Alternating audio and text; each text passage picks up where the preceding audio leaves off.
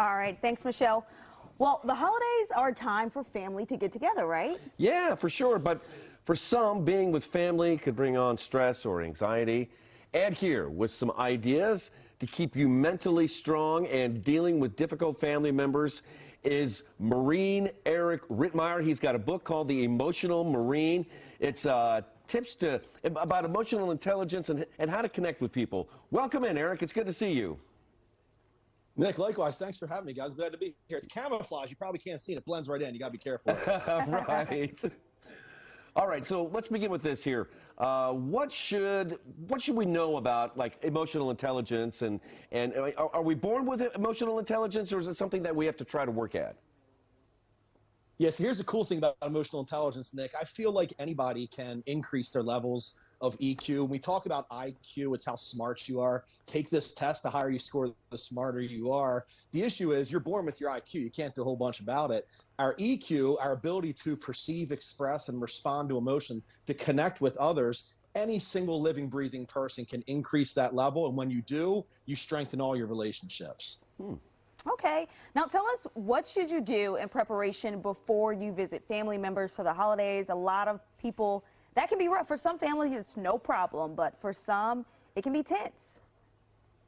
Yeah, it can, Chris. And here's the issue with these holiday events, right? If we're at work or if we have friends, if there's people we don't like, especially like our friends, we just don't have to hang out with them anymore, right? It's like, hey, I don't want to deal with you anymore. When it comes to these family events, we don't really have a whole bunch of, we don't have a whole bunch of choices available to us. So when the RV pulls up and Clark hops out with his dog Spot, it's like we got to deal with him. It just got to suck it up. So the key to is prepare for it. My suggestion to everyone is prepare for it mentally. Know the people that are going to be there. Know the ones that are going to try to push those levers. Get ready for them. So when it happens, you don't get caught like a deer in the headlights.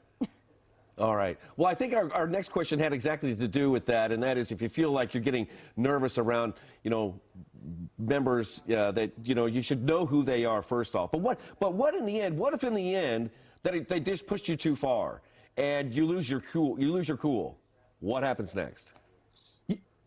Exactly. And this is what I talk about all the time, Nick. This is mental toughness. It's emotional control. So what I try to train people to do is to learn how to respond as opposed to react. When we react to situations, it's very knee-jerk. We have very minimal control over it. Somebody says something, we just instantaneously react. What I try to get people to do is to learn to respond. When we respond, we process information logically. We're now able to come back with a more appropriate response for the situation. But the secret here is practice. This does not happen overnight. It's something that you do have to really put some effort into. But once you get good at it, everything gets better. You're able to diffuse these crazy people.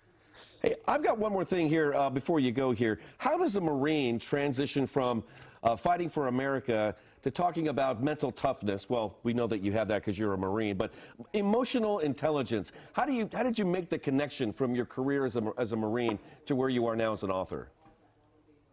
I personally, Nick, I feel like the two to go together. You can't be really mentally tough without emotional intelligence. You can't be emotionally intelligent without being mentally tough. And the simplest definition of really both of those is just emotional control. It's something I'm infatuated with. It controls every single one of us. Every relationship, the depth of every single relationship is based on our ability to emotionally connect with people. It's something that we're all very capable of doing. I was not born a smart person, IQ-wise, so I figured I might as well try to focus on something I think I'm pretty good at. That's people. It's just a cool topic. We all need a lot of practice at it. Yeah, I like it. I'm getting energized and inspired just listening to you. I like that.